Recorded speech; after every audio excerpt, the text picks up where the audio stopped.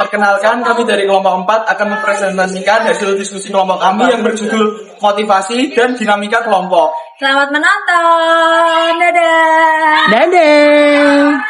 Assalamualaikum warahmatullahi wabarakatuh. Nama saya Muhammad Fahmi Al-Faruq dari kelas S1 MBR NIM 2450220101. Halo, kenalkan nama saya Nabila Aulia Jazina Marta dengan NIM 2450220104. Perkenalkan, nama saya Furqan Nur Farid, NIM 2450240012. Perkenalkan, saya Kiki Amala Putri dengan NIM 2450240009. Pertama adalah motivasi. Motivasi dalam konteks manajemen dan organisasi adalah dorongan yang mendorong seseorang untuk memenuhi kebutuhannya dan mencapai tujuannya. Motivasi merupakan konsep yang penting dalam manajemen karena dapat meningkatkan kinerja karyawan. Nah, di motivasi itu ada dua jenis motivasi, yaitu motivasi intrinsik, yaitu motivasi yang muncul dalam diri sendiri dari mendapatkan kisah inspiratif atau kesuportan dari diri sendiri atau keinginan dari diri sendiri untuk menjadi lebih baik. Yang kedua adalah motivasi ekstrinsik, yaitu adalah motivasi yang datang dari orang lain, entah itu berupa dorongan ucapan semangat, kisah dari orang lain juga, ataukah dalam bentuk gaji salah satunya yang membuat seseorang itu menjadi lebih semangat untuk menjadi lebih produktif. Yang selanjutnya adalah menurut Frederick Herzberg. Frederick Herzberg mempunyai dua faktor dalam motivasi, yaitu motivator faktor. Ada faktor higienis, yaitu atau higieni faktor. Faktor motivasi adalah faktor yang memberikan kepuasan kerja atau perasaan positif. Contohnya prestasi, penghargaan, promosi, kenaikan gaji, kenaikan pangkat, dan pemberian tanggung jawab. Faktor yang kedua adalah faktor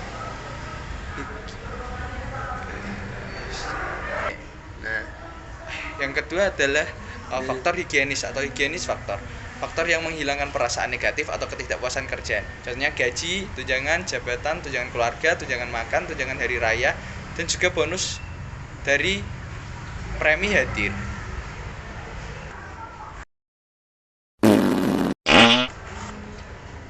Teori kebutuhan Maslow menjelaskan bahwa manusia harus memenuhi kebutuhannya yang paling rendah terlebih dahulu sebelum naik ke tingkat yang lebih tinggi, sampai dia bisa mengaktualisasikan dirinya. Yang pertama tuh tujuan motivasi. Yang pertama, meningkatkan kinerja. Motivasi yang tepat dapat mendorong anggota untuk bekerja lebih baik dan mencapai target lebih tinggi. Yang kedua, menciptakan komitmen.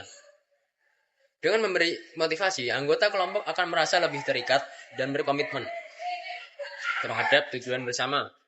Yang ketiga, meningkatkan kepuasan kerja.